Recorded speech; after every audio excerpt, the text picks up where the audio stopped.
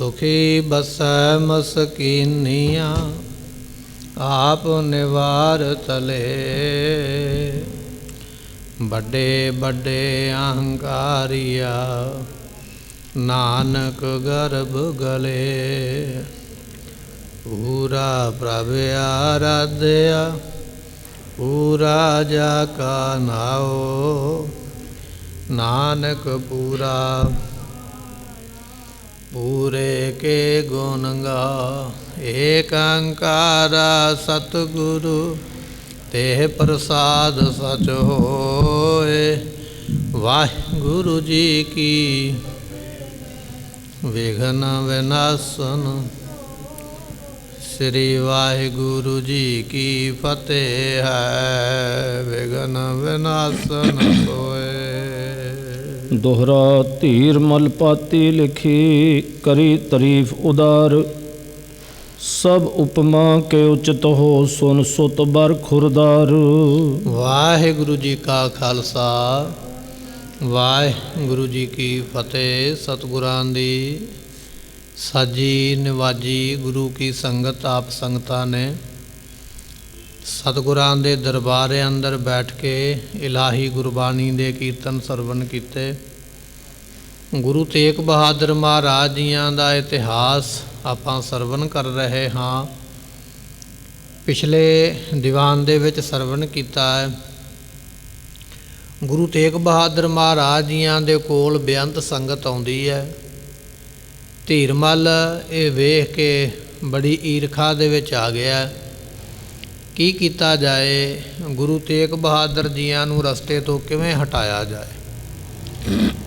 ਧੀਰਮਲ ਦੇ ਮਸੰਦ ਨੇ ਸਲਾਹ ਦਿੱਤੀ ਹੈ ਕਿ ਆਪਾਂ ਬਾਬਾ ਰਾਮ ਰਾਏ ਜੀਆਂ ਨੂੰ ਨਾਲ ਮਿਲਾ ਲਈਏ ਅਤੇ ਬਾਦਸ਼ਾਹ ਔਰੰਗਜ਼ੇਬ ਨੂੰ ਆਪਾਂ ਸਿਖਾ ਦਈਏ ਕਿ ਗੁਰੂ ਤੇਗ ਬਹਾਦਰ ਪਾਤਸ਼ਾਹ ਨੂੰ ਦਿੱਲੀ ਬੁਲਾਓ। ਜੇ ਗੁਰੂ ਤੇਗ ਬਹਾਦਰ ਪਾਤਸ਼ਾਹ ਦਿੱਲੀ ਚਲੇ ਗਏ ਤਾਂ ਪੰਜਾਬ ਦੀ ਸੰਗਤ ਆਪਾਂ ਸਾਂਭ ਲਵਾਂਗੇ। ਜੇ ਦਿੱਲੀ ਜਾਣ ਤੋਂ ਨਾ ਕਰ ਦਿੱਤੀ ਤਾਂ ਬਾਦਸ਼ਾਹ ਇਹਨਾਂ ਨੂੰ ਜੇਲ੍ਹ ਵਿੱਚ ਪਾਏਗਾ। ਸੋ ਆਪਾਂ ਨੂੰ ਇਹ ਤਰੀਕਾ ਅਪਣਾਉਣਾ ਚਾਹੀਦਾ। ਧੀਰਮਲ ਕਹਿਣ ਲੱਗਾ ਮਸੰਦ ਸ਼ੀਹੇ ਨੂੰ ਵੀ ਸਲਾਹ ਬੜੀ ਚੰਗੀ ਹੈ। ਹੁਣ ਇਹਨਾਂ ਨੇ ਚਿੱਠੀ ਲਿਖੀ ਹੈ। ਧੀਰਮਲ ਜਿਹੜਾ ਹੈ ਉਹ ਤਾਇਆ ਲੱਗਦਾ ਹੈ ਬਾਬਾ ਰਾਮ ਰਾਏ ਦਾ। ਸੋ ਇਹਨੇ ਚਿੱਠੀ ਲਿਖੀ ਹੈ ਆਪਣੇ ਭਤੀਜੇ ਨੂੰ ਬਾਬਾ ਰਾਮ ਰਾਏ ਜੀ ਨੂੰ। ਕਿਵੇਂ ਕਿਵੇਂ ਅਤੇ ਕੀ ਕੀ ਲਿਖਿਆ ਇਹ ਆਪਾਂ ਸਰਵਣ ਕਰਾਂਗੇ। ਆਓ ਮਨ ਬਿਰਤੀਆਂ ਟਿਕਾਈਏ, ਮਿਲ ਕੇ ਆਖੀਏ ਸਤਿਨਾਮ ਸ੍ਰੀ ਵਾਹਿਗੁਰੂ ਸਾਹਿਬ ਜੀ। ਦੋਹਰਾ ਧੀਰ ਮਲ ਪਾਤੀ ਲਿਖੀ ਕਰੀ ਤਾਰੀਫ ਉਦਾਰ। ਧੀਰਮਲ ਨੇ ਚਿੱਠੀ ਲਿਖੀ ਹੈ ਰਾਮ ਰਾਏ ਨੂੰ। ਚਿੱਠੀ ਦੇ ਵਿੱਚ ਬਹੁਤ ਜ਼ਿਆਦਾ ਸਿਫਤ ਲਿਖੀ ਹੈ ਰਾਮ ਰਾਏ ਦੀ, ਵੀ ਤੇਰੇ ਵਰਗਾ ਕੋਈ ਹੈ ਨਹੀਂ, ਤੂੰ ਬੜਾ ਸਿਆਣਾ ਹੈ, ਤੂੰ ਬੜਾ ਮਤ ਵਾਲਾ। ਐਸੇ ਕਈ ਸ਼ਬਦ ਕਈ ਗੱਲਾਂ ਲਿਖੀਆਂ ਹਨ।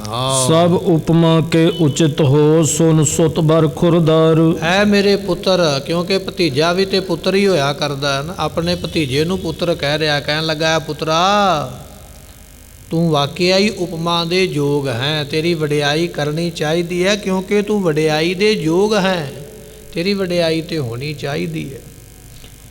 ਐ ਬਰਖੁਰਦਾਰ ਤੂੰ ਵਡਿਆਈ ਦੇ ਯੋਗ ਹੈ। ਇਸ ਤਰ੍ਹਾਂ ਧੀਰਮਲ ਲਿਖਦਾ ਹੈ। ਚੌਪਈ ਮੋਹਿ ਅਨੁਜ ਸ਼੍ਰੀ ਗੁਰੂ ਹਰਿ ਰਾਏ। ਮੇਰੇ ਛੋਟੇ ਭਰਾ ਨੇ, ਧੀਰਮਲ ਨੇ ਲਿਖਿਆ ਚਿੱਠੀ ਦੇ ਵਿੱਚ, ਮੇਰਾ ਛੋਟੇ ਭਰਾ ਨੇ ਗੁਰੂ ਹਰਿ ਰਾਏ ਸਾਹਿਬ ਮਹਾਰਾਜ ਜੀ ਤੈ ਜੇਸ਼ਟ ਸੁਤ ਗੁਣ ਸਮੁਦਾਇ। ਤੁਸੀਂ ਮੇਰੇ ਛੋਟੇ ਭਰਾ ਦੇ ਵੱਡੇ ਪੁੱਤਰ ਹੋ, ਤੇਰੇ ਵਿੱਚ ਗੁਣ ਬੜੇ ਨੇ।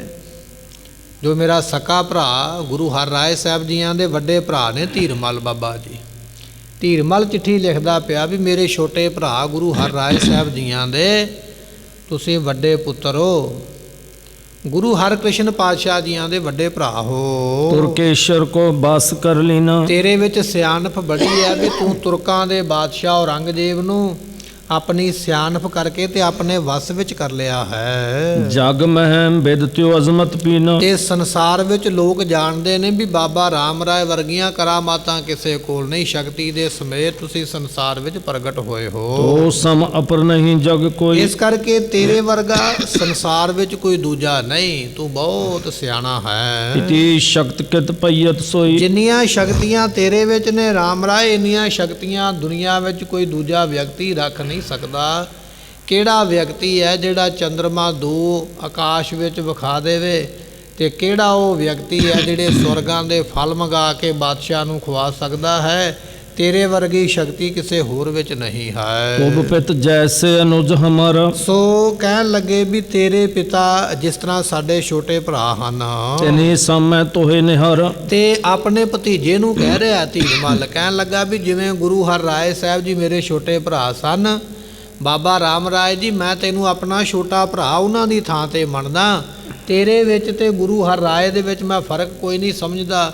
ਮੇਰੇ ਵਾਸਤੇ ਤੂੰ ਮੇਰੇ ਛੋਟੇ ਭਰਾ ਦੀ ਥਾਂ ਤੇ ਹੈ। ਗੁਰਤਾ ਵਸਤ ਹਮਾਰ ਤੁਮਾਰੀ। ਇਹ ਜਿਹੜੀ ਗੁਰਤਾ ਗੱਦੀ ਸੀ ਨਾ, ਇਹ ਜਾਂ ਮੇਰੀ ਹੈ ਤੇ ਜਾਂ ਤੇਰੀ ਹੈ, ਕਿਉਂਕਿ ਤੂੰ ਵੱਡਾ ਪੁੱਤਰ ਹੈ ਗੁਰੂ ਹਰ ਰਾਏ ਸਾਹਿਬ ਜੀਆਂ ਦਾ, ਤੈਨੂੰ ਮਿਲਣੀ ਚਾਹੀਦੀ ਸੀ। ਜਾਂ ਮੈਂ ਵੱਡਾ ਭਰਾ ਸੀ ਗੁਰੂ ਹਰ ਰਾਏ ਸਾਹਿਬ ਜੀ ਦਾ, ਜਾਂ ਮੈਨੂੰ ਮਿਲਣੀ ਚਾਹੀਦੀ ਹੈ।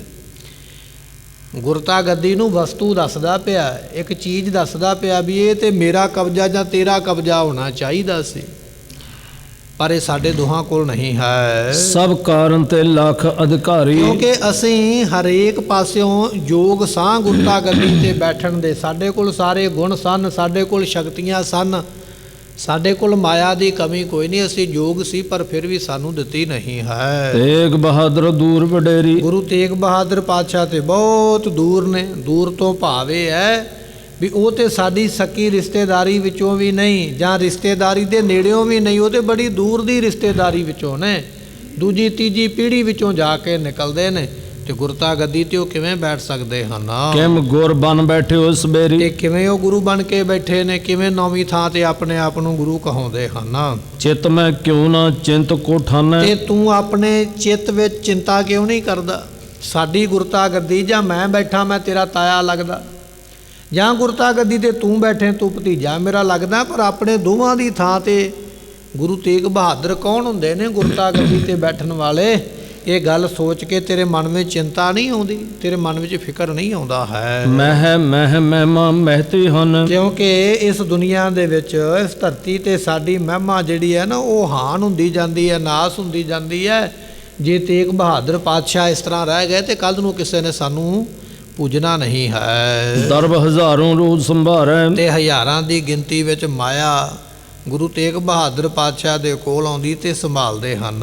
ਬੜ ਐਸ਼ਵਰਜ ਆਪਣੋ ਧਾਰੈ। ਤੇ ਬੜਾ ਵੱਡਾ ਐਸ਼ਵਰਜ ਬਣਾ ਛੱਡਿਆ ਵੀ ਜਿੰਨੀਆਂ ਸੁੱਖ ਸਹੂਲਤਾਂ ਨੇ ਸਾਰੀਆਂ ਗੁਰੂ ਤੇਗ ਬਹਾਦਰ ਪਾਤਸ਼ਾਹ ਨੇ ਲੈ ਲਈਆਂ ਹਨ। ਸ਼ਾਹੋ ਨਿਕਟ ਬੁਲਵਾਵਨ ਠਾਨੋ। ਇਸ ਕਰਕੇ ਮੈਂ ਚਿੱਠੀ ਤਾਂ ਲਿਖਦਾ ਪਿਆ ਵੀ ਤੂੰ ਬਾਦਸ਼ਾਹ ਔਰੰਗਜ਼ੇਬ ਦੇ ਕੋਲ ਰਹਿੰਦਾ ਤੇ ਕਿਵੇਂ ਨਾ ਕਿਵੇਂ ਬਾਦਸ਼ਾਹ ਔਰੰਗਜ਼ੇਬ ਨੂੰ ਚੁੱਕ ਚੁਕਾ ਕੇ, ਚੁੱਕਣਾ ਦੇ ਕੇ, ਚੁਗਲੀ ਲਾ ਕੇ ਗੁਰੂ ਤੇਗ ਬਹਾਦਰ ਪਾਤਸ਼ਾਹ ਨੂੰ ਪੰਜਾਬ ਤੋਂ ਦਿੱਲੀ ਮੰਗਾਉਣਾ ਕਰ।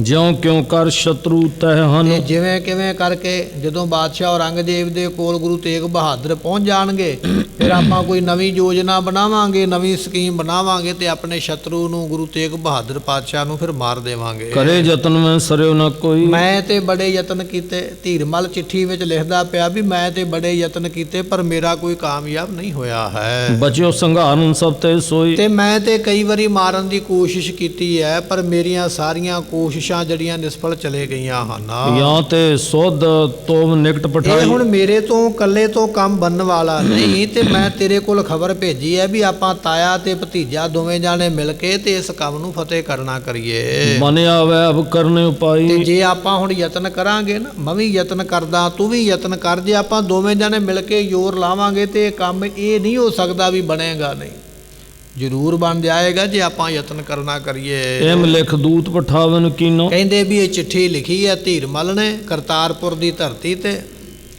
ਜਿਹੜਾ ਚਿੱਠੀ ਲੈ ਕੇ ਜਾਣ ਵਾਲਾ ਇੱਕ ਦੂਤ ਹੈ, ਇੱਕ ਵਿਅਕਤੀ ਹੈ, ਉਹਦੇ ਹੱਥ ਵਿੱਚ ਚਿੱਠੀ ਫੜਾ ਦਿੱਤੀ ਹੈ। ਜਾਣਿਓ ਰਿਪ ਹੋਏ ਪ੍ਰਾਨ ਬਹੀਨਾ। ਤੇ ਚਿੱਠੀ ਫੜਾ ਕੇ ਤੇ ਧੀਰਮਲ ਮਨ ਵਿੱਚ ਸੋਚਦਾ ਵੀ ਮੇਰਾ ਜਿਹੜਾ ਦੁਸ਼ਮਣ ਹੈ ਨਾ ਗੁਰੂ ਤੇਗ ਬਹਾਦਰ ਪਾਤਸ਼ਾਹ, ਇਹਨੂੰ ਹੁਣ ਮੈਂ ਮਾਰ ਲਵਾਂਗਾ, ਅੱਜ ਨਹੀਂ ਤੇ ਕੱਲ ਮੈਂ ਇਸ ਨੂੰ ਖਤਮ ਕਰ ਦੇਣਾ ਹੈ। ਬਹੁਤ ਮੋਲ ਕੋ ਇੱਕ ਸਿਰ ਪਾਓ। ਇੱਕ ਬੜਾ ਮਹਿੰਗਾ ਸਿਰੋਂ ਪਾਓ, ਸਰੋਪਾ ਤੇ ਨਾਲ ਕੁਝ ਮਾਇਆ ਤੇ ਨਾਲ ਕੁਝ ਵਿਸ਼ੇਸ਼ ਚੀਜ਼ਾਂ ਜਿਹਨੂੰ ਆਪਾਂ ਤੋਹਫਾ ਕਹਿ ਦਿੰਨੇ, ਉਹ ਧੀਰਮਲ ਨੇ ਆਪਣੇ ਵੱਲੋਂ ਰਾਮ ਰਾਏ ਨੂੰ ਭੇਜਿਆ ਹੈ। ਵਸਤ ਅਜਾਇਬ ਅਬਰ ਪਠਾਓ। ਤੇ ਅਜਾਇਬ ਵਸਤੂਆਂ ਮਹਿੰਗੀਆਂ ਜਿਹੜੀਆਂ ਸਨ, ਕੋਈ ਚੰਗਾ ਵੱਡਾ ਤੋਹਫਾ ਜਿਹੜਾ ਮਹਿੰਗੇ ਮੁੱਲ ਵਾਲਾ ਉਹ ਨਾਲ ਭੇਜਿਆ ਹੈ। ਦਿੱਲੀ ਮਹਿਲੇ ਕਰ ਸੋ ਗਏ। ਤੇ ਉਹ ਜਿਹੜਾ ਚਿੱਠੀ ਲੈ ਕੇ ਜਾਣ ਵਾਲਾ ਸਾਰਾ ਕੁਝ ਨਾਲ ਲੈ ਕੇ ਚਿੱਠੀ ਲੈ ਕੇ ਦਿੱਲੀ ਵਿੱਚ ਪਹੁੰਚ ਗਿਆ ਹੈ। ਰਾਮ ਰਾਏ ਢਿੱਗ ਪਹੁੰਚਤ ਭਇਓ। ਇੱਥੇ ਰਾਮ ਰਾਏ ਦਾ ਪਤਾ ਕੀਤਾ ਵੀ ਬਾਬਾ ਰਾਮ ਰਾਏ ਜੀ ਕਿੱਥੇ ਰਹਿੰਦੇ ਨੇ, ਪਤਾ ਕਰਕੇ ਤੇ ਫਿਰ ਉਹਨਾਂ ਦੇ ਕੋਲ ਚਲਾ ਗਿਆ ਹੈ। ਬੰਧਨ ਠਾਨ ਦੀਨ ਪੁਨ ਪਾਤੀ। ਨਮਸਕਾਰ ਕਰਕੇ ਤੇ ਫਿਰ ਉਹ ਜਿਹੜੀ ਚਿੱਠੀ ਹੈ ਕਹਿਣ ਲੱਗੇ ਵੀ ਉਸ ਵੇਲੇ ਬਾਬਾ ਰਾਮ ਰਾਏ ਨੂੰ ਦਿੱਤੀ ਹੈ। ਆਪਰ ਸੁਨਾਏ ਕੁਸ਼ਲ ਬਹੁ ਭਾਂਤੀ। ਤੇ ਜਿਹੜੀਆਂ ਜ਼ੁਬਾਨੀ ਗੱਲਾਂ ਕਹੀਆਂ ਸਨ ਵੀ ਆ ਵੀ ਨਾਲ ਕਹਿਣੀਆਂ ਨੇ, ਉਹ ਜ਼ੁਬਾਨੀ ਗੱਲਾਂ ਵੀ ਇਸ ਨੇ ਦੂਤ ਨੇ ਚਿੱਠੀ ਲੈ ਕੇ ਜਾਣ ਵਾਲੇ ਨੇ ਦੱਸ ਦਿੱਤੀਆਂ ਹਨ। ਰਾਮ ਰਾਏ ਤਬ ਖੋਲਨ ਰਾਮ ਕੀਨ। ਰਾਏ ਨੇ ਉਹ ਜਿਹੜੀ ਚਿੱਠੀ ਸੀ ਨਾ ਖੋਲ ਕੇ ਉਸ ਵੇਲੇ ਵੇਖੀ ਹੈ। ਪਠ ਕਰ ਸਭ ਮਤਲਬ ਕੋ ਚੀਨ। ਜਦੋਂ ਚਿੱਠੀ ਪੜ੍ਹੀ ਤੇ ਹੁਣ ਰਾਮ ਰਾਏ ਬੜਾ ਸਿਆਣਾ, ਬੜਾ ਹੁਸ਼ਿਆਰ ਹੈ, ਬੜਾ ਚਲਾਕ ਹੈ, ਉਹਨੇ ਸਾਰਾ ਪਤਾ ਲੱਗ ਗਿਆ ਉਹਨੂੰ ਵੀ ਚਿੱਠੀ ਕਿਉਂ ਪਾਈ ਹੈ, ਕਾਹਦੇ ਵਾਸਤੇ ਪਾਈ ਹੈ, ਗੱਲ ਕੀ ਹੈ, ਕੰਮ ਕੀ ਹੈ, ਸਭ ਕੁਝ ਜਾਣ ਲਿਆ ਹੈ। ਧੀਰਮਲ ਭਾ ਮੋਹਿ ਅਧੀਨ। ਤੇ ਮਨ ਵਿੱਚ ਸੋਚਣ ਲੱਗ ਪਿਆ ਰਾਮ ਰਾਏ ਕਿ ਧੀਰਮਲ ਮੇਰਾ ਤਾਇਆ ਲੱਗਦਾ ਹੈ, ਰਿਸ਼ਤੇਦਾਰੀ ਵਿੱਚ ਵੱਡਾ ਹੈ, ਉਮਰ ਦੇ ਵਿੱਚ ਵੱਡਾ ਹੈ, ਪਰ ਇਸ ਵੇਲੇ ਉਹਨੂੰ ਮੇਰੀ ਲੋੜ ਪੈ ਗਈ ਹੈ, ਮੇਰੇ ਅਧੀਨ ਹੋ ਗਿਆ ਹੈ, ਮੇਰੇ ਵੱਸ ਵਿੱਚ ਹੋ ਗਿਆ ਹੈ, ਜੋ ਮੈਂ ਕਵਾਂਗਾ ਹੁਣ ਧੀਰਮਲ ਨੂੰ ਕਰਨਾ ਪੈਣਾ ਹੈ। ਜਾਂ ਤੇ ਕੁਸ਼ਕ ਹਰਖ ਮੈਂ ਲੀਨ। ਤੇ ਕੁਝ ਕੁ ਮਨ ਵਿੱਚ ਖੁਸ਼ੀ ਵੀ ਹੋਈ ਵੀ ਅੱਗੇ ਮੇਰਾ ਤਾਇਆ ਆਪ ਵੱਖਰੀਆਂ ਛਾਲਾਂ ਮਾਰਦਾ ਸੀ ਵੀ ਮੈਂ ਹੀ ਹਾਂ, ਪਰ ਅੱਜ ਉਹਦਾ ਜ਼ੋਰ ਨਹੀਂ ਚੱਲਿਆ ਤੇ ਮੇਰੀ ਲੋੜ ਪਈ ਹੈ, ਮੇਰੇ ਗੋਚਰਾ ਕੰਮ ਪੈ ਗਿਆ। ਧੀਰਮਲ ਖੁਸ਼ ਹੋਇਆ, ਰਾਮ ਰਾਏ ਜੀ ਖੁਸ਼ ਹੋਏ ਹਨ। ਹੁਣ ਚਿੰਤਾ ਚਿਤ ਵਿਖੈ ਉਪਾਈ। ਤੇ ਫਿਰ ਜਿਹੜੀ ਚਿੱਠੀ ਲਿਖੀ ਸੀ ਉਹ ਚਿੱਠੀ ਪੜ੍ਹ ਕੇ ਤੇ ਚਿੰਤਾ ਵੀ ਪੈਦਾ ਹੋ ਗਈ, ਮਨ ਵਿੱਚ ਫਿਕਰ ਪੈ ਗਿਆ ਹੈ। ਗਈ ਅਪਰ ਬਲ ਮਹਿ ਵਡਿਆਈ। ਕਿਉਂਕਿ ਅਪਰ ਥਲ ਜਿਹੜੀ ਗੁਰਤਾ ਗੱਦੀ ਸਾਨੂੰ ਮਿਲਣੀ ਚਾਹੀਦੀ ਸੀ, ਗੁਰੂ ਹਰਿਰਾਏ ਸਾਹਿਬ ਮਹਾਰਾਜ ਜੀ ਦੇ ਹੁੰਦਿਆਂ ਪਹਿਲਾਂ ਤੇ ਧੀਰਮਲ ਯਤਨ ਕਰਦਾ ਰਿਹਾ ਵੀ ਮੈਨੂੰ ਮਿਲੇ, ਧੀਰਮਲ ਨੂੰ ਨਹੀਂ ਮਿਲੀ, ਗੁਰੂ ਹਰਿਰਾਏ ਸਾਹਿਬ ਜੀ ਨੂੰ ਮਿਲ ਗਈ। ਫਿਰ ਜਦੋਂ ਗੁਰਤਾ ਗੱਦੀ ਅੱਗੇ ਮਿਲਣੀ ਹੈ ਤੇ ਰਾਮ ਰਾਏ ਯਤਨ ਕਰਦਾ ਰਿਹਾ, ਰਾਮ ਰਾਏ ਨੂੰ ਗੁਰਤਾ ਗੱਦੀ ਨਹੀਂ ਮਿਲੀ ਤੇ ਉਹ ਗੁਰੂ ਹਰਕ੍ਰਿਸ਼ਨ ਪਾਤਸ਼ਾਹ ਨੂੰ ਮਿਲ ਗਈ। ਇਹ ਦੋ ਬੰਦੇ ਉਹ ਨੇ ਜਿਹੜੇ ਗੁਰਤਾ ਗੱਦੀ ਚਾਹੁੰਦੇ ਰਹਿ ਪਰ ਮਿਲੀ ਨਹੀਂ। ਧੀਰਮਲ ਦੀ ਥਾਂ ਤੇ ਗੁਰੂ ਹਰਿਰਾਏ ਸਾਹਿਬ ਬੈਠੇ, ਰਾਮ ਰਾਏ ਦੀ ਥਾਂ ਤੇ ਗੁਰੂ ਹਰਕ੍ਰਿਸ਼ਨ ਮਹਾਰਾਜ ਬੈਠੇ। ਦੋਵਾਂ ਨੂੰ ਗੁਰਤਾ ਗੱਦੀ ਮਿਲੀ ਨਹੀਂ, ਪਰ ਲਾਲਸਾ ਹੈ ਵੀ ਚੱਲ ਐਤਕੀ ਨਹੀਂ ਮਿਲੀ ਤੇ ਅਗਲੀ ਵਾਰੀ ਮਿਲ ਜਾਏਗੀ। ਜਿਹੜੀ ਅਗਲੀ ਵਾਰੀ ਆਈ ਹੈ ਉਦੋਂ ਗੁਰੂ ਤੇਗ ਬਹਾਦਰ ਪਾਤਸ਼ਾਹ ਜੀ ਗੁਰਤਾ ਗੱਦੀ ਤੇ ਬੈਠ ਗਏ। ਕਹਿਣ ਲੱਗੇ ਬੜੀ ਚਿੰਤਾ ਹੈ, ਪ੍ਰਥਮ ਭਇਓ ਉਤਪਾਤ ਵਿਸਾਲਾ। ਘਰ ਦੇ ਵਿੱਚ ਬਹੁਤ ਵੱਡਾ ਝਗੜਾ ਹੋਇਆ ਹੈ। ਦੋਹ ਦਿਸ਼ਨ ਜੇ ਸਰਾਪ ਤੇ ਕਰਲ। ਦੋਵਾਂ ਪਾਸਿਆਂ ਤੋਂ ਭਿਆਨਕ ਜਿਹੜੇ ਸ਼ਰਾਪ ਵਾਲੇ ਬਚਨ ਨੇ ਨਾ ਉਹ ਪ੍ਰਾਪਤ ਹੋਏ ਸਨ। ਝਗੜਾ ਇਹੋ ਜਿਹਾ ਪੈ ਗਿਆ ਕਿ ਉਸ ਵੇਲੇ ਗੁਰੂ ਹਰਿਰਾਏ ਸਾਹਿਬ ਮਹਾਰਾਜ ਨੇ ਬਚਨ ਕਹਿ ਦਿੱਤੇ ਸਨ ਵੀ ਰਾਮ ਰਾਏ ਸਾਡੇ ਮੱਥੇ ਨਾ ਲੱਗੇ, ਅਸੀਂ ਇਸ ਨੂੰ ਵੇਖਣਾ ਨਹੀਂ ਚਾਹੁੰਦੇ। ਸਰੀਰ ਕਰਕੇ ਤੇ ਤਿਆਗਿਆ, ਮਨ ਕਰਕੇ ਵੀ ਅੱਜ ਇਹਨੂੰ ਛੱਡਿਆ ਹੈ। ਤੇ ਜਦੋਂ ਗੁਰੂ ਹਰਕ੍ਰਿਸ਼ਨ ਪਾਤਸ਼ਾਹ ਮਹਾਰਾਜ ਦਿੱਲੀ ਪਹੁੰਚੇ ਤੇ ਉਸ ਵੇਲੇ ਰਾਮ ਰਾਏ ਨੇ ਆਖਿਆ ਸੀ ਇਹਨਾਂ ਨੂੰ ਚੇਚਕ ਦਾ ਰੋਗ ਲੱਗੇਗਾ। ਸੋ ਇਹ ਬਚਨ ਪਹਿਲੇ ਨੇ ਜਿਹੜੇ ਆਪਾਂ ਇਤਿਹਾਸ ਵਿੱਚ ਸਰਵਣ ਕੀਤੇ ਨੇ। ਬਾਬਾ ਰਾਮ ਰਾਏ ਉਹਨਾਂ ਪਹਿਲੀਆਂ ਗੱਲਾਂ ਨੂੰ ਚੇਤੇ ਕਰਦੇ ਵੀ ਗੁਰਤਾ ਗੱਦੀ ਵਾਸਤੇ ਪਹਿਲਾਂ ਬੜੇ ਝਗੜੇ ਹੋ ਚੁੱਕੇ ਹਨ। ਸਭ ਸੰਗਤ ਮੈਂ ਮੋਰ ਖੁਟਈ। ਤੇ ਸਾਰੀ ਸੰਗਤ ਵਿੱਚ ਲੋਕਾਂ ਨੇ ਮੈਨੂੰ ਹੀ ਮਾੜਾ ਆਖਿਆ। ਰਾਮ ਰਾਏ ਸੋਚਣ ਲੱਗ ਪਿਆ ਵੀ ਯਤਨ ਤੇ ਮੈਂ ਬੜੇ ਕੀਤੇ ਪਰ ਸਾਰੀ ਸੰਗਤ ਮੈਨੂੰ ਮਾੜਾ ਆਖਦੀ ਹੈ। ਪਿਤ ਸਤਿਗੁਰ ਪੂਰਵ ਵਿਦਤਾਈ। ਮੇਰੇ ਪਿਤਾ ਨੇ ਪਹਿਲਾਂ ਜਿਹੜੀ ਗੁਰਤਾ ਗੱਦੀ ਹੈ ਗੁਰੂ ਹਰਕ੍ਰਿਸ਼ਨ ਪਾਤਸ਼ਾਹ ਨੂੰ ਦੇ ਕੇ ਸੰਗਤ ਦੇ ਸਾਹਮਣੇ ਚੰਗਾ ਬਣਾ ਦਿੱਤਾ ਤੇ ਮੈਨੂੰ ਸੰਗਤ ਦੇ ਵਿੱਚ ਮਾੜਾ ਬਣਾ ਦਿੱਤਾ। ਤੇ ਸੰਗਤ ਨੇ ਜਾਣਿਆ ਵੀ ਰਾਮ ਰਾਏ ਖੋਟਾ ਹੈ, ਮੇਰੀ ਖੁਟਿਆਈ ਲੋਕਾਂ ਦੇ ਸਾਹਮਣੇ ਆ ਗਈ ਹੈ। ਸ਼੍ਰੀ ਹਰਿਕ੍ਰਿਸ਼ਨ ਬੌਰ ਪਰਲੋਕ। ਤੇ ਫਿਰ ਗੁਰੂ ਹਰਕ੍ਰਿਸ਼ਨ ਪਾਤਸ਼ਾਹ ਮਹਾਰਾਜ ਜੀ ਸੱਚਖੰਡ ਚਲੇ ਗਏ, ਜਿਸ ਤੇ ਸਭ ਕੁਟੰਬ ਮਹਿ ਸ਼ੋਕ। ਜਿਸ ਕਰਕੇ ਉਹਨਾਂ ਦੇ ਜਾਣ ਕਰਕੇ ਸਾਰਾ ਪਰਿਵਾਰ ਸ਼ੋਕ ਦੇ ਵਿੱਚ, ਚਿੰਤਾ ਦੇ ਵਿੱਚ, ਦੁੱਖ ਵਿੱਚ ਹੈ। ਮੋਹ ਕਹੋ ਬੁਰਾ ਜਗਤ ਠਹਿਰਾਇਓ। ਦੁਨੀਆ ਨੇ ਮੈਨੂੰ ਮਾੜਾ ਕਿਹਾ ਸੀ ਵੀ ਰਾਮ ਰਾਏ ਤੇ ਬਹੁਤ ਮਾੜਾ ਹੈ, ਅਬ ਹੈ ਅਪਰ ਉਤਪਾਤ ਉਠਾਇਓ। ਤੇ ਹੁਣ ਹੋਰ ਝਗੜਾ ਉੱਠ ਪਵੇਗਾ, ਬਣ ਜਾਏਗਾ। ਅਵੈ ਜੈ ਹੈ ਕੁਛ ਤੇ ਕੁਛ ਹੋਰ। ਤੇ ਇਹ ਨਾ ਹੋਵੇ ਕੁਝ ਤੋਂ ਕੁਝ ਹੋਰ ਹੋ ਜਾਵੇ। ਰਾਮ ਰਾਏ ਸੋਚਦਾ ਪਿਆ ਵੀ ਬਾਬਾ ਵੀ ਮੇਰੇ ਪਿਤਾ ਗੁਰੂ ਹਰਿਰਾਏ ਸਾਹਿਬ ਜੀਆਂ ਨੇ ਸੰਗਤ ਵਿੱਚ ਮੈਨੂੰ ਖੋਟਾ ਸਾਬਤ ਕੀਤਾ ਹੈ, ਸੰਗਤ ਦੀ ਨਜ਼ਰ ਵਿੱਚ ਮੈਂ ਖੋਟਾ ਬਣ ਗਿਆ। ਗੁਰਤਾ ਗੱਦੀ ਮਿਲੀ ਨਹੀਂ ਹੈ, ਗੁਰੂ ਤੇਗ ਬਹਾਦਰ ਪਾਤਸ਼ਾਹ ਕੋਲ ਚਲੇ ਗਈ ਹੈ, ਤੇ ਹੁਣ ਕੁਝ ਦਾ ਕੁਝ ਹੋਰ ਨਾ ਹੋ ਜਾਵੇ। ਮਹਾ ਕਲੰਕਤ ਕਹਿ ਸਭ ਤੇ ਠੌਰ। ਸਾਰਿਆਂ ਥਾਵਾਂ ਤੇ ਲੋਕ ਮੈਨੂੰ ਕਹਿੰਦੇ ਸਨ ਵੀ ਰਾਮ ਰਾਏ ਤੇ ਕਲੰਕੀ ਹੈ, ਇਸ ਨੇ ਕਲੰਕ ਖਟਿਆ ਹੈ। ਇਤਿਆਦਿਕ ਮਨ ਘਟੀ ਵਿਚਾਰੈ। ਇਤਿਆਦਿਕ ਕਈ ਗੱਲਾਂ ਰਾਮ ਰਾਏ ਨੇ ਉਸ ਵੇਲੇ ਮਨ ਵਿੱਚ ਵਿਚਾਰੀਆਂ ਹਨ। ਕਹਾ ਕਰੋ ਮੈਂ ਯਤਨ ਸੁਧਾਰੈ। ਤੇ ਮੈਂ ਕੀ ਕਰਾਂ, ਕਿਹੜਾ ਯਤਨ ਕਰਾਂ, ਕਿਹੜਾ ਕੰਮ ਕਰਾਂ ਵੀ ਵਿਗੜੀ ਹੋਈ ਗੱਲ ਜਿਹੜੀ ਹੈ ਸਿੱਧੀ ਹੋ ਜਾਣਾ ਕਰੇ। ਪਾਤੀ ਕੋ ਉੱਤਰ ਲਿਖ ਦੀਨੋ। ਉਸ ਵੇਲੇ ਗੱਲਾਂ ਵਿਚਾਰ ਕੇ ਸੋਚ ਕੇ ਹੁਣ ਰਾਮ ਰਾਏ ਦੀ ਜਿਹੜੀ ਚਿੱਠੀ ਉਹਨਾਂ ਦੇ ਤਾਇਆ ਜੀ ਧੀਰਮਲ ਨੇ ਪਾਈ ਸੀ, ਉਸ ਚਿੱਠੀ ਦਾ ਜਵਾਬ ਲਿਖ ਕੇ ਭੇਜਣ ਲੱਗੇ ਹਨ। ਤੁਮ ਹੋ ਬੜੇ ਸਕਲ ਵਿਦ ਚੀਨੋ। ਚਿੱਠੀ ਦੇ ਵਿੱਚ ਲਿਖਿਆ ਕਿ ਐ ਤਾਇਆ ਜੀ ਤੁਸੀਂ ਉਮਰ ਦੇ ਵਿੱਚ ਵੀ ਵੱਡੇ ਹੋ ਤੇ ਰਿਸ਼ਤੇਦਾਰੀ ਵਿੱਚ ਵੀ ਵੱਡੇ ਹੋ, ਅਤੇ ਸਾਰੀਆਂ ਗੱਲਾਂ ਕਰਕੇ ਤੁਸੀਂ ਵੱਡੇ ਸਤਿਕਾਰਯੋਗ ਹੋ। ਜਿਤ ਉਪਾਏ ਮੋਹਿ ਤੇ ਬਨੈ। ਤੇ ਮੇਰੇ ਤੋਂ ਜਿਹੋ ਜੀ ਤੁਸੀਂ ਸੇਵਾ ਲੈਣੀ ਚਾਹੁੰਦੇ ਹੋ, ਜਿਹੋ ਜਿਹਾ ਕੰਮ ਮੇਰੇ ਤੋਂ ਲੈਣਾ ਚਾਹੁੰਦੇ ਹੋ ਮੈਨੂੰ ਦੱਸੋ।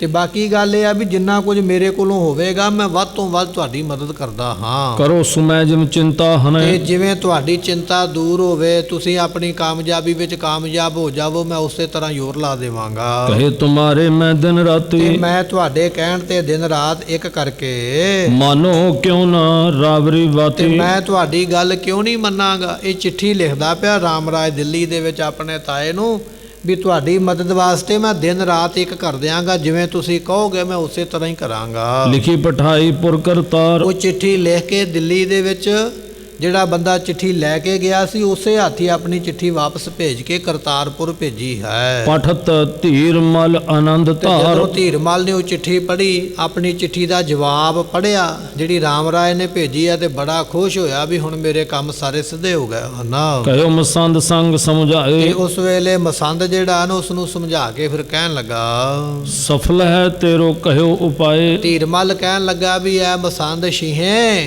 ਤੇਰੀ ਕਹੀ ਹੋਈ ਗੱਲ ਅੱਜ ਸਫਲੀ ਹੋਈ ਹੈ। ਤੂੰ ਮੈਨੂੰ ਇਹ ਸਲਾਹ ਦਿੱਤੀ ਸੀ, ਤੇਰੀ ਸਲਾਹ ਦੇ ਪਿੱਛੇ ਲੱਗ ਕੇ ਮੈਂ ਚਿੱਠੀ ਭੇਜੀ ਹੈ ਰਾਮ ਰਾਏ ਨੂੰ ਆਪਣੇ ਨਾਲ ਮਿਲਾਉਣ ਵਾਸਤੇ, ਪਰ ਤੇਰੀ ਦਿੱਤੀ ਹੋਈ ਸਲਾਹ ਅੱਜ ਕਾਮਯਾਬ ਹੋ ਗਈ ਹੈ। ਰਾਮ ਰਾਏ ਖਾਤਰ ਕਰ ਪਠੀ। ਇਹ ਰਾਮ ਰਾਏ ਨੇ ਇਹ ਮੇਰੀ ਤਸੱਲੀ ਵਾਸਤੇ ਚਿੱਠੀ ਭੇਜੀ ਹੈ, ਮੇਰੀ ਤਸੱਲੀ ਕਰਾਉਣ ਵਾਸਤੇ ਮੇਰੀ ਹਾਂ ਵਿੱਚ ਹਾਂ ਮਿਲਾਈ ਹੈ। ਇਹ ਪਾਤੀ ਮੈਂ ਤਿਸਕੀ ਪਠੀ। ਤੇ ਇਹ ਚਿੱਠੀ ਉਹਦੀ ਆਈ ਹੈ ਜਿਹੜੀ ਮੈਂ ਹੁਣ ਪੜ੍ਹਨਾ ਕੀਤੀ ਹੈ। ਇਸ ਪ੍ਰਕਾਰ ਇਹ ਭਇਓ ਬਰਤੰਤ। ਇਸ ਤਰ੍ਹਾਂ ਕਹਿੰਦੇ ਵੀ ਇਹ ਸਾਰੀ ਗੱਲਬਾਤ ਹੋਈ ਹੈ।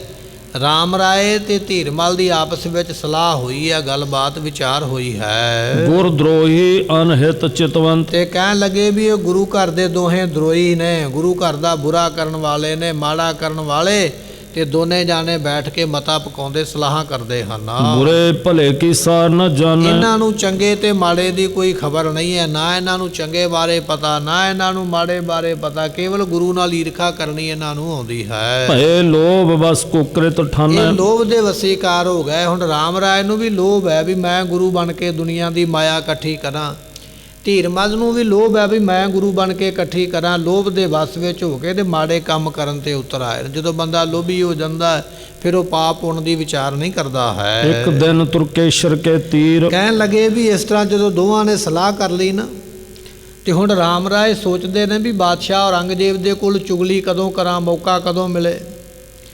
ਤੇ ਕਹਿਣ ਲੱਗੇ ਇੱਕ ਦਿਨ ਐਸਾ ਆਇਆ, ਔਰੰਗਜ਼ੇਬ ਬਾਦਸ਼ਾਹ ਆਪਣੀ ਸਭਾ ਦੇ ਵਿੱਚ ਕਚਹਿਰੀ ਦੇ ਵਿੱਚ ਬੈਠਾ ਹੈ, ਤੇ ਰਾਮ ਰਾਏ ਨੇ ਉਸ ਵੇਲੇ ਮੌਕਾ ਵੇਖ ਕੇ ਬੈਠਿਓ ਰਾਮ ਰਾਏ ਨਰ ਭੀਰ। ਤੇ ਰਾਮ ਰਾਏ ਵੀ ਇਸ ਵੇਲੇ ਬੜੀ ਆਪਣੀ ਸ਼ੋਭਾ ਕਰਾਉਂਦਾ, ਬੜੀ ਵਡਿਆਈ ਕਰਵਾਉਂਦਾ, ਇਸ ਦੀ ਬੜੀ ਵਡਿਆਈ ਹੁੰਦੀ ਹੈ। ਤੇ ਰਾਮ ਰਾਏ ਉਸ ਵੇਲੇ ਬੈਠੇ ਨੇ ਔਰੰਗਜ਼ੇਬ ਦੇ ਕੋਲ ਜਾ ਕੇ। ਕਹਿਓ ਪ੍ਰਸੰਗ ਗੁਰਨ ਕੋ ਤੇ ਬਹਾਨੇ ਦੇ ਨਾਲ ਰਾਮ ਰਾਏ ਨੇ ਉਸ ਵੇਲੇ ਕਹਿਣ ਲੱਗੇ ਵੀ ਗੱਲ ਸ਼ੁਰੂ ਕਰਨੀ ਚਾਹੁੰਦਾ।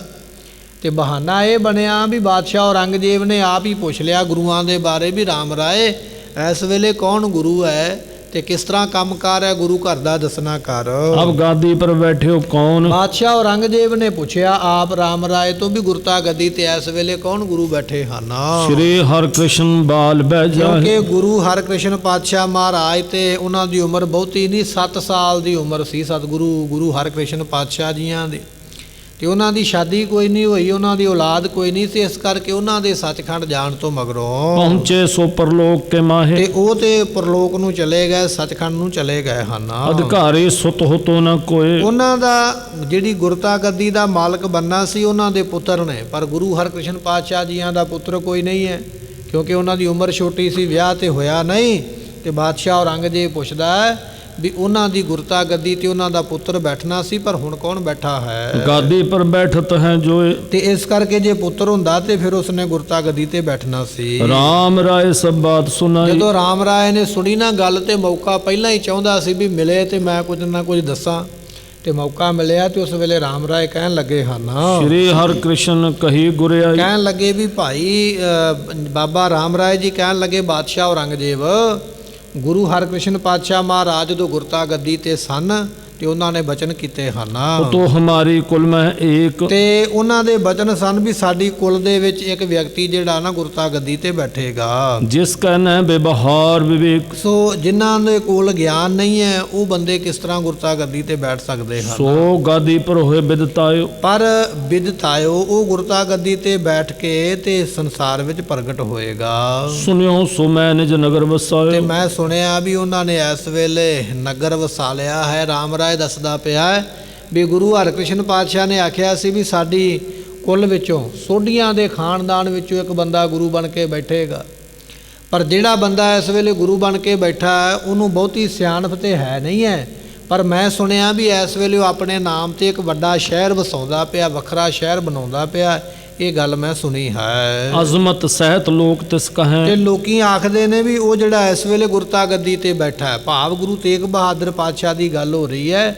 ਦੁਨੀਆ ਆਖਦੀ ਹੈ ਵੀ ਉਹਨਾਂ ਦੇ ਕੋਲ ਬਹੁਤ ਜ਼ਿਆਦੀਆਂ ਅਜਮਤ ਸ਼ਕਤੀਆਂ ਕਰਾਮਾਤਾਂ ਹਨ, और पैंदर्भ काम न लहे। ਤੇ ਸੰਗਤਾਂ ਬੇਅੰਤ ਮਾਇਆ ਭੇਟ ਕਰਦੀਆਂ ਅਤੇ ਗੁਰੂ ਤੇਗ ਬਹਾਦਰ ਮਹਾਰਾਜ ਜੀਆਂ ਦੇ ਕੋਲੋਂ ਆਪਣੀਆਂ ਕਾਮਨਾਵਾਂ ਪੂਰੀਆਂ ਕਰਦੇ ਹਨ। प्रगट्यो गुरु तबै लख ले। ਤੇ ਇਸ ਤਰ੍ਹਾਂ ਸੰਗਤਾਂ ਜਾਣਦੀਆਂ ਨੇ ਉਦੋਂ ਤੇ ਉਹ ਗੁਰੂ ਪ੍ਰਗਟ ਰਹੇ ਨੇ, ਪੈਦਾ ਹੋਏ ਨੇ, ਦੁਨੀਆ ਵਿੱਚ ਮਸ਼ਹੂਰ ਹੋਏ ਹਨ। ਢਿਗਰਾਵਰ ਕੇ ਅਜ਼ਮਤ ਦੇਹ। ਤੇ ਜੇ ਤੁਸੀਂ ਉਹਨਾਂ ਨੂੰ ਬੁਲਾ ਲਵੋ ਤੇ ਤੁਹਾਨੂੰ ਕਰਾਮਾਤ ਵਿਖਾ ਸਕਦੇ। ਰਾਮ ਰਾਏ ਜਿਹੜੀ ਗੱਲ ਕਰਨ ਵਾਸਤੇ ਗਿਆ ਸੀ ਉਹ ਆਪ ਹੀ ਕਰ ਦਿੱਤੀ ਹੈ।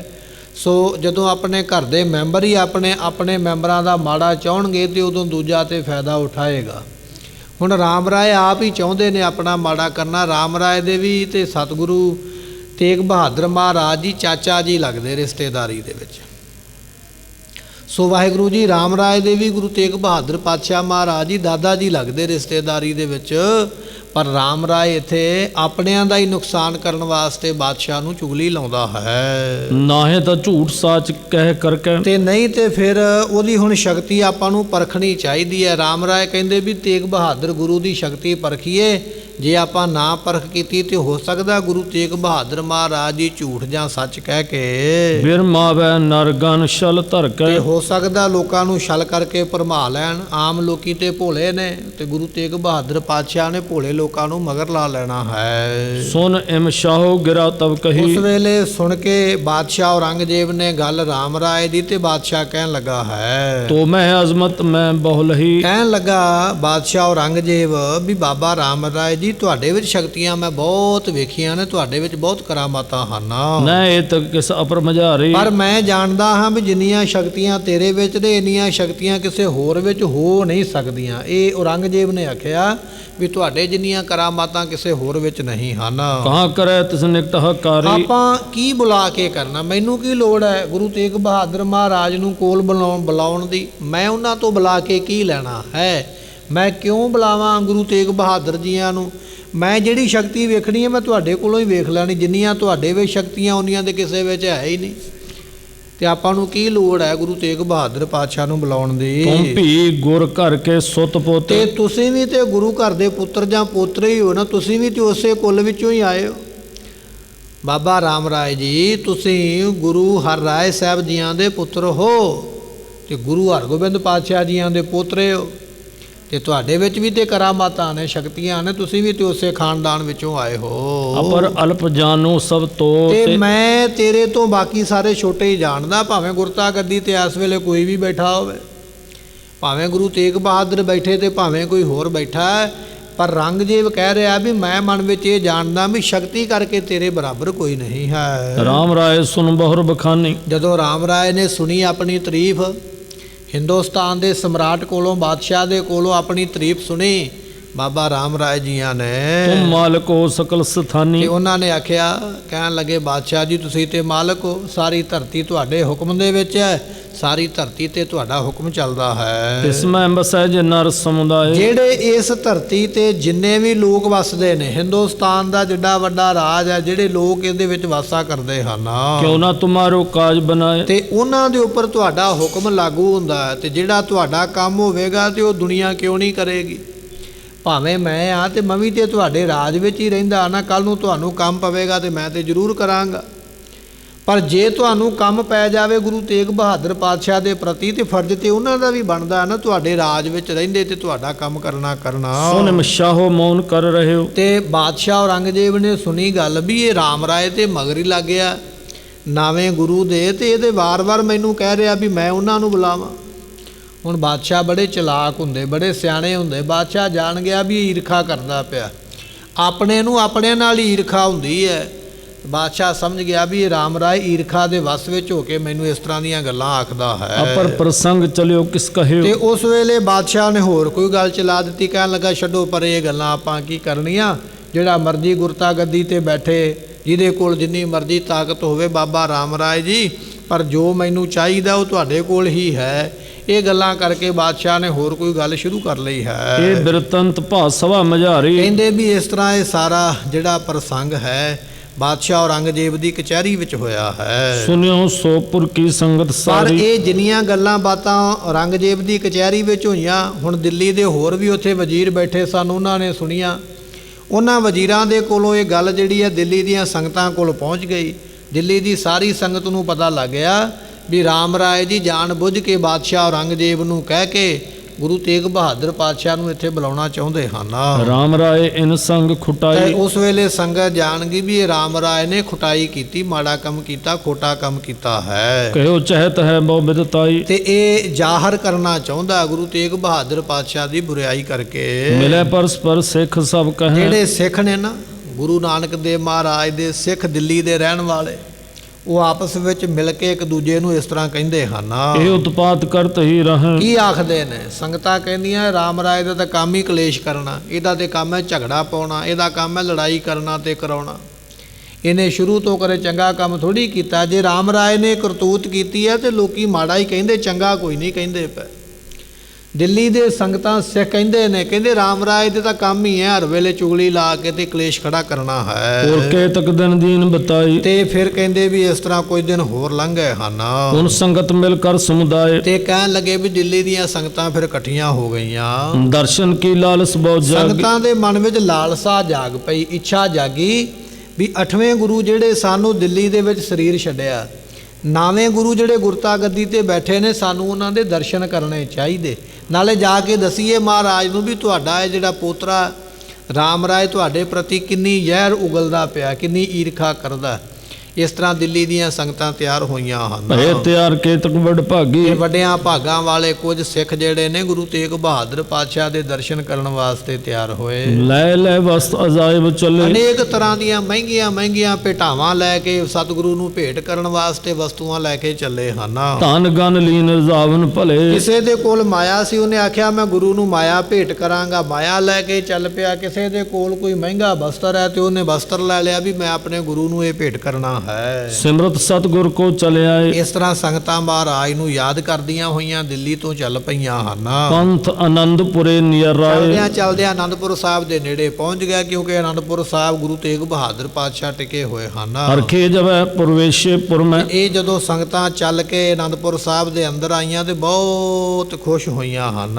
ਪ੍ਰਥਮ ਸਿਮਰ ਕੋ ਕਰ ਸੁਖ ਉਰਮੈ। ਤੇ ਸਤਿਗੁਰੂ ਪਾਤਸ਼ਾਹ ਦੇ ਨਗਰ ਵਿੱਚ ਆ ਕੇ, ਆਨੰਦਪੁਰ ਦੇ ਵਿੱਚ ਆ ਕੇ ਇਹਨਾਂ ਨੇ ਡੇਰਾ ਕੀਤਾ ਹੈ। ਪਾਏ ਰੂਪਾਨ ਪਖਾਰੇ ਪਾਣੀ। ਇੱਥੇ ਆ ਕੇ ਪਾਣੀ ਦੇ ਨਾਲ ਆਪਣਾ ਮੂੰਹ ਹੱਥ ਧੋਤਾ ਤੇ ਉਸ ਵੇਲੇ ਸੌਚ ਕਿਰਿਆ ਕੀਤੀ ਹੈ। ਬਸਤਰ ਪਹਿਰ ਕਰ ਸ਼ਰਮ ਕੋਹਾਨੀ। ਇੱਥੇ ਇਸ਼ਨਾਨ ਕਰਕੇ ਨਵੇਂ ਬਸਤਰ ਪਾ ਕੇ ਕੁਝ ਸਮਾਂ ਆਰਾਮ ਕੀਤਾ ਤੇ ਆਪਣੀ ਥਕਾਵਟ ਨੂੰ, ਦੁੱਖ ਨੂੰ ਦੂਰ ਕੀਤਾ ਹੈ। ਸਭ ਅਕੋਰ ਲੈ ਗੁਰਟੇ ਗਿਆ। ਤੇ ਫਿਰ ਜਿਹੜੀ ਜਿਹੜੀ ਭੇਟਾ ਕੋਈ ਆਪੋ ਆਪਣੇ ਘਰੋਂ ਲੈ ਕੇ ਆਇਆ ਸੀ, ਲੈ ਕੇ ਉੱਥੇ ਆ ਗਿਆ ਜਿੱਥੇ ਗੁਰੂ ਤੇਗ ਬਹਾਦਰ ਪਾਤਸ਼ਾਹ ਬੈਠੇ ਹਨ। ਮਹਾ ਮਸੰਦ ਅਗਾਉ ਭਏ। ਜਿਹੜੇ ਵੱਡੇ ਮਸੰਦ ਸਨ, ਅੱਗੇ ਮੁਖੀ ਜਿਹੜੇ ਜਥੇਦਾਰ ਬਣ ਕੇ ਆਏ ਸੀ, ਸੰਗਤ ਨਾਲ ਲੈ ਕੇ ਮੋਹਰੀ ਬਣ ਕੇ ਆਏ, ਉਹ ਅੱਗੇ ਅੱਗੇ ਚੱਲੇ ਆਉਂਦੇ, ਸੰਗਤ ਮਗਰ ਮਗਰ ਚੱਲੀ ਆਉਂਦੀ। ਤੇ ਇਸ ਤਰ੍ਹਾਂ ਮਹਾਰਾਜ ਦੇ ਕੋਲ ਆਏ ਹਨ। ਚਰਨ ਕਮਲ ਪਰ ਅਰਪਾ ਕੋਰ। ਇਹਨਾਂ ਮਸੰਦਾਂ ਨੇ ਆਪਣੀ ਆਪਣੀ ਭੇਟਾ ਰੱਖ ਕੇ ਮਹਾਰਾਜ ਨੂੰ ਮੱਥਾ ਟੇਕਿਆ ਤੇ ਇਹਨਾਂ ਮਸੰਦਾਂ ਵੱਲ ਵੇਖ ਕੇ ਸੰਗਤਾਂ ਨੇ ਵੀ ਨਮਸਕਾਰ ਕੀਤੀ ਹੈ। ਅਭਿਵੰਦਨ ਸਨਮੁਖ ਕਰ ਤੇ ਜੋਰ। ਸਾਰੀਆਂ ਸੰਗਤਾਂ ਨੇ ਨਮਸਕਾਰ ਕਰਕੇ ਬੰਦਨਾ ਕਰਕੇ ਹੱਥ ਜੋੜੇ ਹਨ। ਬੈਠੇ ਦਰਸ਼ਨ ਕਰ ਹਰ ਖਾਏ। ਇਹ ਸੰਗਤਾਂ ਸਤਿਗੁਰਾਂ ਦੇ ਦਰਸ਼ਨ ਕਰਕੇ ਤੇ ਬੜੀਆਂ ਖੁਸ਼ ਹੋਈਆਂ ਹਨ। ਕੁਸ਼ਲ ਪ੍ਰਸ਼ਨ ਕੋ ਕੀਨ ਸੁਨਾਏ। ਕੁਝ ਮਹਾਰਾਜ ਨੇ ਸਵਾਲ ਕੀਤੇ, ਗੁਰੂ ਤੇਗ ਬਹਾਦਰ ਪਾਤਸ਼ਾਹ ਨੇ ਇਹਨਾਂ ਨੇ ਉਹਨਾਂ ਸਵਾਲਾਂ ਦੇ ਜਵਾਬ ਦਿੱਤੇ ਅਤੇ ਕੁਝ ਇਹਨਾਂ ਨੇ ਮਹਾਰਾਜ ਨੂੰ ਸੁੱਖ ਸਾਂਦ ਪੁੱਛੀ ਹੈ ਤੇ ਇਸ ਤਰ੍ਹਾਂ ਗੱਲਾਂ ਬਾਤਾਂ ਹੋਈਆਂ ਹਨ। ਬੇਨਤੀ ਕਰ ਕਰ ਬੇਤ ਅਰਪਣ ਤੇ ਤੇ। ਇਸ ਤਰ੍ਹਾਂ ਜਿਹੜੀਆਂ ਸੰਗਤਾਂ ਨੇ ਮਹਾਰਾਜ ਨੂੰ ਬੇਨਤੀ ਕਰ ਕਰਕੇ ਤੇ ਆਪੋ ਆਪਣੀ ਭੇਟ ਮਹਾਰਾਜ ਨੂੰ ਭੇਟ ਕਰਦੇ ਹਨ।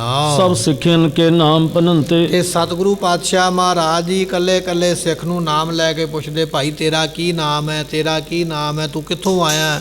ਇਸ ਤਰ੍ਹਾਂ ਮਹਾਰਾਜ ਜੀ ਸਾਰਿਆਂ ਨੂੰ ਪੁੱਛਦੇ ਹਨ। ਮਹਾਰਾਜ ਇਹ ਦਸਵੰਧ ਲਿਆਇਓ। ਤੇ ਉਸ ਵੇਲੇ ਇਹ ਦੱਸਦੇ ਨੇ, ਮਹਾਰਾਜ ਮੇਰਾ ਫਲਾਣਾ ਇਲਾਕਾ ਹੈ ਜੀ, ਮੇਰਾ ਆਹ ਨਾਮ ਹੈ, ਮੇਰੇ ਪਿਤਾ ਦਾ ਇਹ ਨਾਮ ਹੈ, ਮੈਂ ਤੁਹਾਡੇ ਵਾਸਤੇ ਇਹ ਵਸਤੂ ਲੈ ਕੇ ਆਇਆ ਹਾਂ। ਫਿਰ ਦੂਜਾ ਸਿੱਖ ਆ ਜਾਂਦਾ, ਮਹਾਰਾਜ ਮੇਰਾ ਇਹ ਨਾਂ ਹੈ ਜੀ, ਮੈਂ ਤੁਹਾਡੇ ਵਾਸਤੇ ਇਹ ਕੁਝ ਲੈ ਕੇ ਆਇਆ ਹਾਂ।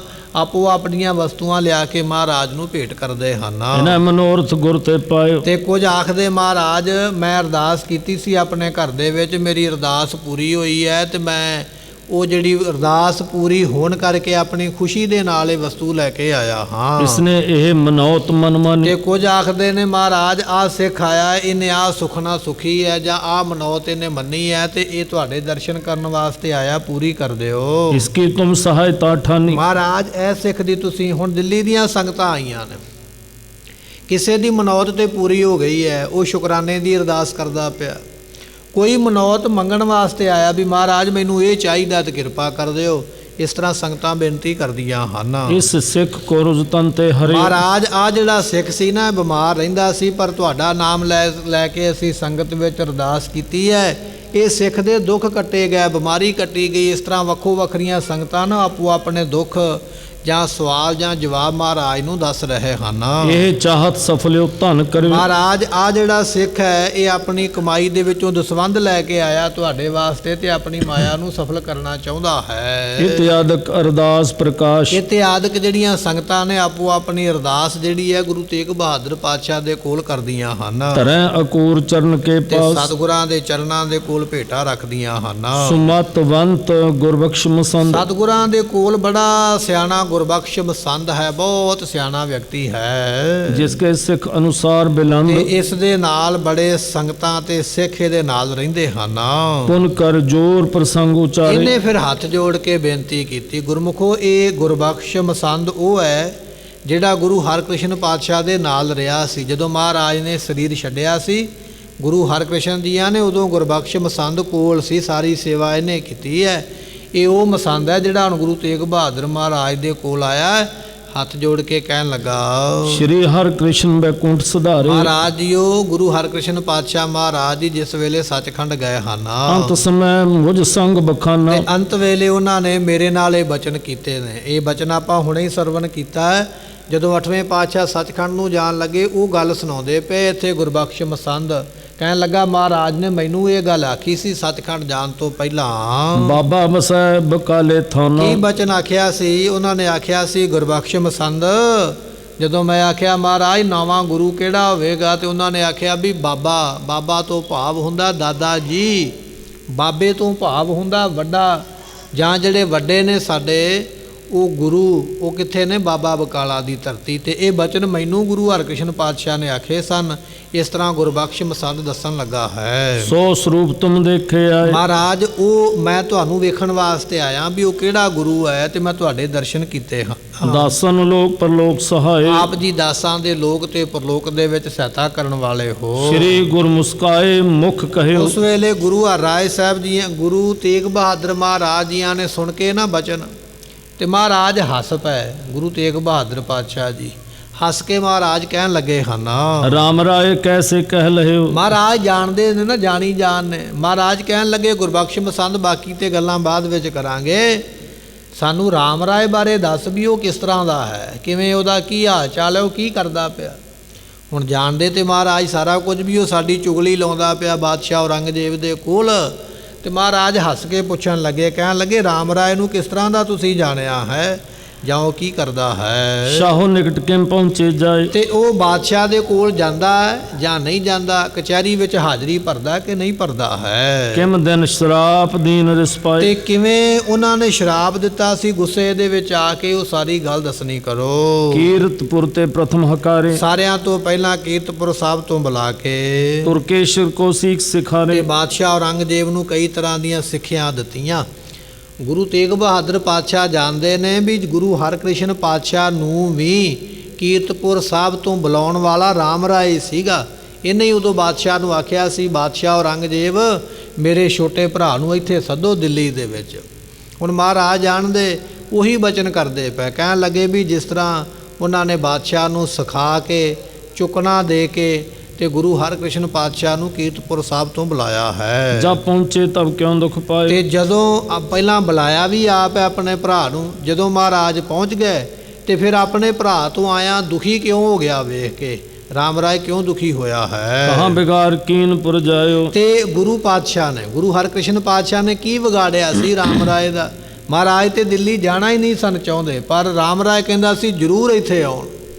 ਤੇ ਜਦੋਂ ਮਹਾਰਾਜ ਚਲੇ ਗਏ ਫਿਰ ਈਰਖਾ ਕਰਨ ਲੱਗ ਪਿਆ। ਗੁਰੂ ਤੇਗ ਬਹਾਦਰ ਪਾਤਸ਼ਾਹ ਉਹੀ ਬਚਨ ਕਰਦੇ ਪਏ, ਕਹਿਣ ਲੱਗੇ ਕੀ ਵਿਗਾੜਿਆ ਸੀ ਸਤਿਗੁਰਾਂ ਨੇ, ਗੁਰੂ ਹਰਕ੍ਰਿਸ਼ਨ ਪਾਤਸ਼ਾਹ ਨੇ ਰਾਮ ਰਾਏ ਦਾ, ਜੋ ਇਨੀ ਈਰਖਾ ਕਰਦਾ ਹੈ। ਜਿਸ ਤੇ ਸ਼੍ਰੀ ਹਰਿਕ੍ਰਿਸ਼ਨ ਕੇ ਸੰਗ। ਜਿਸ ਕਰਕੇ ਗੁਰੂ ਹਰਕ੍ਰਿਸ਼ਨ ਮਹਾਰਾਜ ਜੀਆਂ ਦੇ ਨਾਲ ਰਚਿਓ ਵਿਰੋਧ ਨਾ ਸ਼ਰਾਪ ਨਿਸੰਗ। ਤੇ ਵਿਰੋਧ ਵੀ ਕੀਤਾ ਔਰ ਸ਼ਰਾਪ ਵੀ ਦਿੱਤਾ। ਇਹ ਬਚਨ ਜਿਹੜੇ ਨੇ ਆਪਾਂ ਇਤਿਹਾਸ ਵਿੱਚ ਸਰਵਣ ਕਰ ਰਹੇ ਹਾਂ ਕਿ ਰਾਮ ਰਾਏ ਨੇ ਆਖਿਆ ਸੀ ਵੀ ਗੁਰੂ ਹਰਕ੍ਰਿਸ਼ਨ ਪਾਤਸ਼ਾਹ ਨੂੰ ਚੇਚਕ ਦਾ ਜਿਹੜਾ ਰੋਗ ਹੈ ਉਹ ਲੱਗੇਗਾ ਤੇ ਚੇਚਕ ਦੇ ਰੋਗ ਦੇ ਨਾਲ ਇਹਨਾਂ ਨੇ ਸਰੀਰ ਛੱਡ ਜਾਣਾ ਹੈ। ਇਹ ਗੱਲਾਂ ਰਾਮ ਰਾਏ ਨੇ ਆਖੀਆਂ ਸਨ, ਉਹ ਬਚਨ ਸੰਗਤਾਂ ਵਿੱਚ ਪ੍ਰਗਟ ਹੋ ਗਏ। ਗੁਰੂ ਤੇਗ ਬਹਾਦਰ ਮਹਾਰਾਜ ਜੀ ਇੱਥੇ ਕਹਿ ਰਹੇ ਨੇ, ਕਹਿਣ ਲੱਗੇ ਕੀ ਆਪਣੇ ਛੋਟੇ ਭਰਾ ਨੂੰ ਸ਼ਰਾਪ ਦੇਣ ਦੀ ਲੋੜ ਸੀ ਜਾਂ ਇਹੋ ਜਿਹੀ ਗੱਲ ਕਰਨ ਦੀ ਲੋੜ ਸੀ, ਇਹ ਗੱਲਾਂ ਕਿਉਂ ਕੀਤੀਆਂ ਹਨ। ਸੁਨ ਗੁਰਬਖਸ਼ ਬਿਰਤਾਂਤ ਸੁਨਾਏ। ਗੁਰਬਖਸ਼ ਨੇ ਸੁਣੀ ਨਾ ਗੱਲ ਮਸੰਦ ਨੇ ਗੁਰੂ ਤੇਗ ਬਹਾਦਰ ਪਾਤਸ਼ਾਹ ਤੋਂ ਸੁਣ ਕੇ ਕਹਿਣ ਲੱਗਾ, ਮਹਾਰਾਜ ਇਹ ਤੇ ਕੁਝ ਵੀ ਨਹੀਂ, ਮੈਂ ਤੁਹਾਨੂੰ ਦੱਸਦਾ ਉੱਥੇ ਕੀ ਹੋਇਆ। ਹੱਥ ਜੋੜ ਕੇ ਦੱਸਣ ਲੱਗਾ ਹੈ। ਗੁਰਤਾ ਗੁਰ ਕੀ ਪਿਖ ਤਪਤਾਇਓ। ਕਹਿਣ ਲੱਗੇ ਵੀ ਉਹ ਗੁਰਤਾ ਗੱਦੀ ਚਾਹੁੰਦਾ ਮਹਾਰਾਜ ਜੀ। ਜਦੋਂ ਉਹਨੇ ਵੇਖਿਆ ਵੀ ਮੇਰਾ ਛੋਟਾ ਭਰਾ ਬੈਠ ਗਿਆ, ਗੁਰੂ ਹਰਕ੍ਰਿਸ਼ਨ ਪਾਤਸ਼ਾਹ ਬੈਠ ਕੇ ਗੁਰਤਾ ਗੱਦੀ ਤੇ ਉਹਦਾ ਮਨ ਤਪ ਗਿਆ ਉਸ ਵੇਲੇ ਈਰਖਾ ਦੇ ਵਿੱਚ ਵੀ ਗੁਰਤਾ ਗੱਦੀ ਇਹਨਾਂ ਨੂੰ ਕਿਉਂ ਮਿਲੀ ਹੈ। ਕਹਿ ਬੁਲਵਾਏ ਆਸ਼ਾ ਏਵ। ਤੇ ਉਸ ਵੇਲੇ ਤਾਂ ਬੁਲਵਾਇਆ ਸੀਗਾ ਗੁਰੂ ਹਰਕ੍ਰਿਸ਼ਨ ਪਾਤਸ਼ਾਹ ਨੂੰ ਬਾਦਸ਼ਾਹ ਔਰੰਗਜ਼ੇਬ ਦੇ ਕੋਲ। ਕਾਰਨ ਕੀ ਹੈ ਉਹ ਦੱਸਣ ਲੱਗਾ ਹੈ। ਮਿਲੈ ਨਾ ਤੁਰਕ ਸਾਥ ਗੁਰਦੇਵ। ਉਹ ਜਾਣਦਾ ਸੀ ਵੀ ਸਤਿਗੁਰਾਂ ਨੇ ਔਰੰਗਜ਼ੇਬ ਨੂੰ ਮਿਲਣਾ ਨਹੀਂ ਹੈ। ਇਹ ਸੰਗਤਾਂ ਵੀ ਗੱਲ ਜਾਣਦੀਆਂ ਔਰ ਰਾਮ ਰਾਏ ਵੀ ਜਾਣਦਾ ਸੀ, ਕਿਉਂਕਿ ਗੁਰੂ ਹਰਿਰਾਏ ਸਾਹਿਬ ਮਹਾਰਾਜ ਨੇ ਆਖਿਆ ਸੀ ਨਹਿ ਮਲੇਸ਼ ਕੋ ਦਰਸ਼ਨ ਦੈ ਹੈ। ਗੁਰੂ ਹਰਿਰਾਏ ਸਾਹਿਬ ਦੇ ਬਚਨ ਸਨ ਵੀ ਅਸੀਂ ਔਰੰਗਜ਼ੇਬ ਦੇ ਮੱਥੇ ਨਹੀਂ ਲੱਗਣਾ ਜਿੰਨਾ ਚਿਰ ਅਸੀਂ ਸੰਸਾਰ ਵਿੱਚ ਰਵਾਂਗੇ। ਤੇ ਗੁਰੂ ਹਰਿਰਾਏ ਸਾਹਿਬ ਜੀ ਮੱਥੇ ਨਹੀਂ ਲੱਗੇ। ਜਦੋਂ ਗੁਰੂ ਹਰਕ੍ਰਿਸ਼ਨ ਪਾਤਸ਼ਾਹ ਬੈਠੇ ਗੁਰਤਾ ਗੱਦੀ ਤੇ, ਉਹਨਾਂ ਨੇ ਵੀ ਇਹੋ ਹੀ ਬਚਨ ਕੀਤਾ, ਕਹਿਣ ਲੱਗੇ ਜਿੰਨਾ ਚਿਰ ਅਸੀਂ ਸਰੀਰ ਕਰਕੇ ਰਵਾਂਗੇ ਔਰੰਗਜ਼ੇਬ ਦੇ ਮੱਥੇ ਨਹੀਂ ਲੱਗਾਂਗੇ, ਉਹਨੂੰ ਆਪਣੇ ਦਰਸ਼ਨ ਨਹੀਂ ਦੇਵਾਂਗੇ। ਤੇ ਬਾਦਸ਼ਾਹ ਨੇ ਜਦੋਂ ਵਾਰ-ਵਾਰ ਬੇਨਤੀਆਂ ਕਰਕੇ ਸੰਗਤਾਂ ਦੇ ਰਾਹੀਂ ਸੁਨੇਹੇ ਦੇ ਕੇ ਆਖਿਆ ਵੀ ਨਹੀਂ ਮਹਾਰਾਜ ਜ਼ਰੂਰ ਆਓ ਇੱਕ ਵਾਰੀ। ਤੇ ਜਦੋਂ ਮਹਾਰਾਜ ਗਏ ਤੇ ਸਤਿਗੁਰਾਂ ਨੇ ਕੀਰਤਪੁਰ ਸਾਹਿਬ ਤੋਂ ਚੱਲਣ ਤੋਂ ਪਹਿਲਾਂ ਹੀ ਇਹ ਗੱਲ ਕਹਿਤੀ ਸੀ ਵੀ ਦਿੱਲੀ ਤੇ ਸਾਨੂੰ ਬੁਲਾਉਂਦੇ ਪਏ ਹੋ, ਦਿੱਲੀ ਅਸੀਂ ਸੰਗਤਾਂ ਨੂੰ ਤੇ ਜ਼ਰੂਰ ਮਿਲਾਂਗੇ, ਪਰ ਬਾਦਸ਼ਾਹ ਔਰੰਗਜ਼ੇਬ ਨੂੰ ਅਸੀਂ ਮਿਲਣਾ ਨਹੀਂ। ਜੇ ਤੁਸੀਂ ਕਹਿੰਦੇ ਹੋ ਤੇ ਅਸੀਂ ਆ ਜਾਂਦੇ ਹਾਂ, ਜੇ ਕਹਿੰਦੇ ਹੋ ਤੇ ਅਸੀਂ ਰਹਿਣ ਦਿੰਦੇ ਹਾਂ। ਸੰਗਤਾਂ ਨੇ ਆਖਿਆ, ਵਜ਼ੀਰਾਂ ਨੇ ਆਖਿਆ ਨਹੀਂ ਮਹਾਰਾਜ ਤੁਸੀਂ ਆ ਜਾਓ, ਬਾਦਸ਼ਾਹ ਔਰੰਗਜ਼ੇਬ ਨੂੰ ਭਾਵੇਂ ਨਾ ਮਿਲਿਓ। ਇਹ ਗੱਲ ਹੁਣ ਰਾਮ ਰਾਏ ਜਾਣਦਾ ਸੀ ਵੀ ਗੁਰੂ ਹਰਕ੍ਰਿਸ਼ਨ ਪਾਤਸ਼ਾਹ